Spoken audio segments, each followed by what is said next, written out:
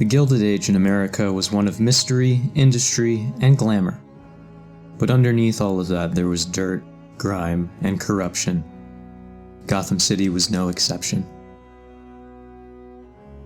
Founded in 1685 as a settlement, Gotham quickly made a name for itself in the fur trade.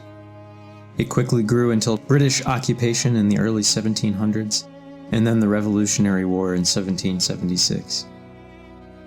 There were many men and women of historical notoriety in the war, notably among them Mad Anthony Wayne. He had earned his nickname for his angry temperament, infamous for punishing the men serving under him severely, and also for his fierce assaults against the British military forces. Anthony Wayne was known for many acts, but not all of them were honorable. He is considered to be one of the people responsible for the start of a long history of aggression, violence, and discrimination towards the Native American populace. He amassed enough wealth and societal standing to pass down through his family. Long after his military career, some of his descendants set out and a few settled in Gotham City. The Wayne family in Gotham quickly used their popularity and accumulated wealth to found Wayne Industrial Co. on the cusp of the 1820s. Along with the Cobblepot and Sionis families, the Waynes helped launch Gotham in the American Industrial Revolution. This effectively put the families at the head of the economy in Gotham. Gotham began to thrive. As the 1830s arrived, so did the latest member of the Wayne family, Thomas. Thomas eventually met his wife, Martha Arkham, as he neared young adulthood, and the two became married. They were determined to put the sordid past of the Wayne family behind them and lead Wayne Industrial Co. in a different direction, one for the betterment and inclusion of the people. One step that Thomas took was hiring a young man, Lucius Fox, as his head chief foreman. It was a highly controversial move as Lucius was a black man, and tensions were high between northern and southern states. But Lucius overcame that obstacle, performing above and beyond for Wayne Industrial Co. Thomas and Lucius became fast friends. The future was looking bright. Then came the American Civil War in 1861. In April of 1861, Thomas and Martha conceived a child, unbeknownst to both of them. As the Civil War conflict began, Thomas left Gotham to fight for the northern states alongside his best friend, Jacob Packer. Utilizing their training as surgeons, they became field medics for the Union. Soon after, Martha began to notice the subtle changes. She was pregnant. In January of 1862, she gave birth to their son, Bruce Thomas Wayne. Thomas was, against all odds, allowed a brief amount of leave once he received word of his son's birth. It was a joyous occasion for both Thomas and Martha in the midst of such a bloody conflict, but left Thomas's friend Jacob a bit spiteful towards him. Though Thomas had to return to the war, the Waynes brought into their employ one Alfred Pennyworth, a young actor and former veteran from England. Thomas had met him at a boxing match some years prior where the two had gone head-to-head, concluding with a draw. Thomas wanted a butler to aid Martha in the raising of the young Wayne son. With the end of the American Civil War in 1865, Thomas returned home, disillusioned by the horrors he had seen in the battlefield. As the years progressed, he poured himself into his work as a surgeon. He pioneered new techniques, having seen many amputations and botched medical procedures on the battlefield. Thomas left the handling of the family company to more interested parties, while still remaining the owner. Bruce grew into a healthy young boy, cherishing his parents like none other. His parents loved him with all their hearts, and he loved them with all of his. When the boy reached the age of 10 years, one tragic event changed all of that. After attending a performance at the Gotham Opera, Thomas, Martha, and Bruce were riding home in their stagecoach. During their journey back to the Wayne estate, their coach was held up on one of the back roads. A man cloaked in shadow coerced them out of the carriage, demanding their valuables. Thomas, being a former military man, tried to stop the bandit, but was shot, soon followed by Martha. Bruce could only watch on in horror as his life crumbled before him. The criminal next turned his guns on the boy, but was stopped when a colony of bats was startled out of the surrounding trees. The shadowy man fled in terror, leaving the young boy with his dead parents. It was once the police became involved that a young Bruce met James Gordon, a rookie police officer new to Gotham. The young policeman and former Civil War veteran comforted Bruce and assured him in the midst of his shock and horror. This tragedy scarred the boy for life. He was left in the care of Alfred and a nun and family friend of the Waynes named Sister Leslie Tompkins. Bruce spent much of his childhood at the orphanage that Sister Leslie ran, St. Caldwell's. It became like a second home to him. He had few friends among the other orphans except for a young girl named Selina Kyle. As Bruce grew into young adulthood, he left the sanctuary of St. Caldwell's. He had grown accustomed to hiding his anger, masking his pain, and appearing composed, but underneath, he was enraged at his parents' murder.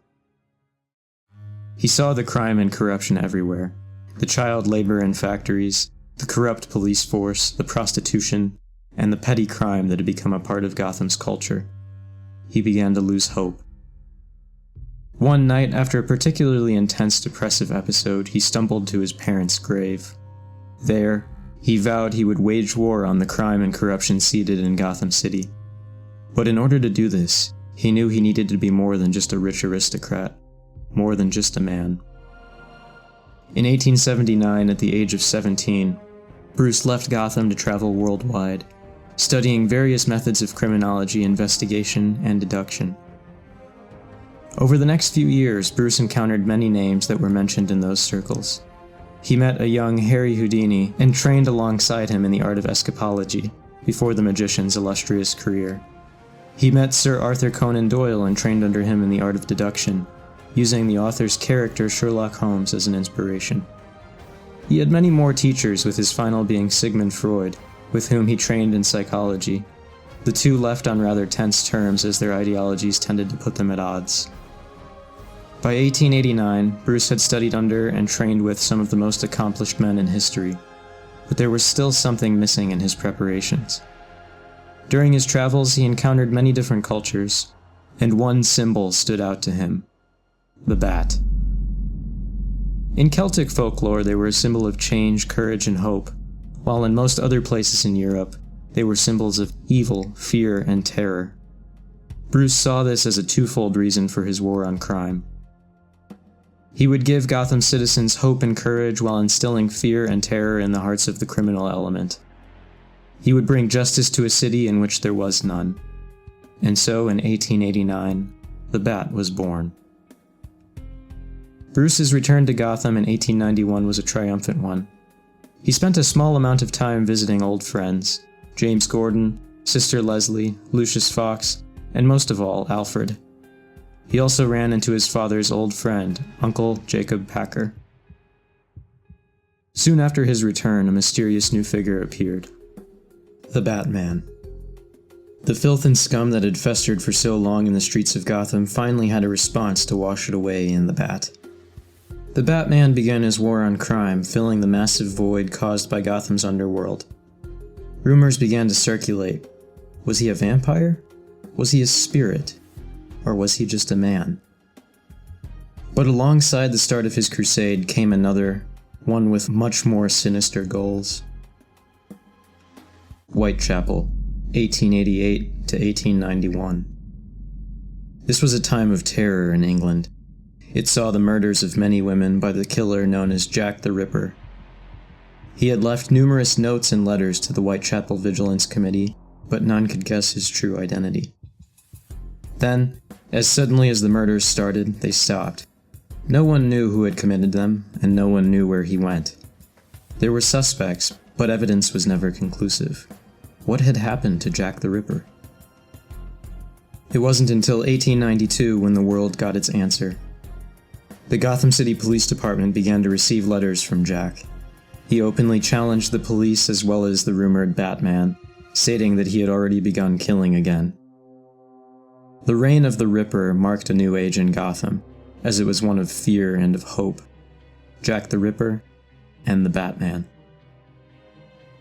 Eventually, Jack the Ripper was apprehended, having been revealed to be none other than Jacob Packer, Thomas Wayne's longtime friend. His psychosis ran deep, and the man was sentenced to life in Arkham Asylum for the criminally insane. The Civil War had left its mark on the man. It was not long after that Gotham's city officials, wanting to put the horrors of Jack behind them, started to push for the Gotham World Fair. It was a renewal project that sought to bring in tourists from all around the world, showcase numerous industrial strides, and lighten the darkness that had surrounded Gotham for so long. It was almost as if Gotham itself took this as a challenge. The Gotham World Fair saw numerous threats from its conception.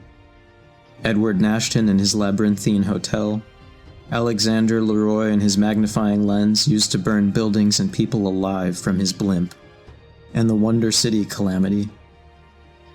The Batman fought long and hard to match the threats presented by these criminals.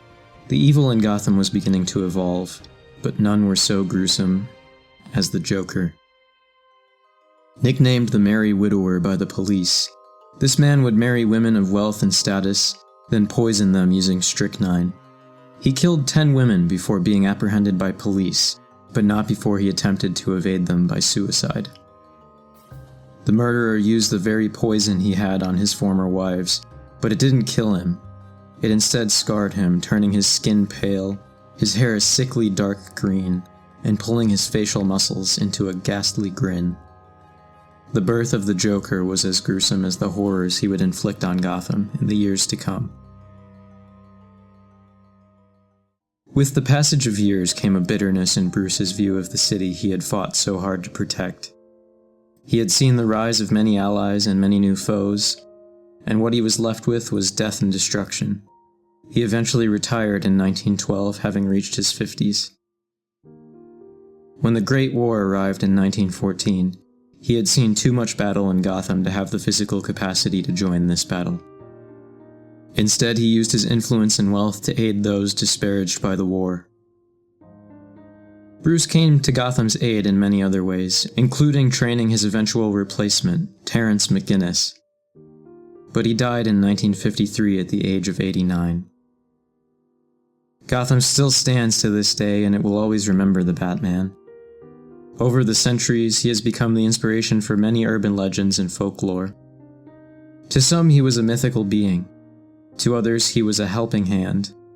But one thing we do know about him: he brought justice to Gotham.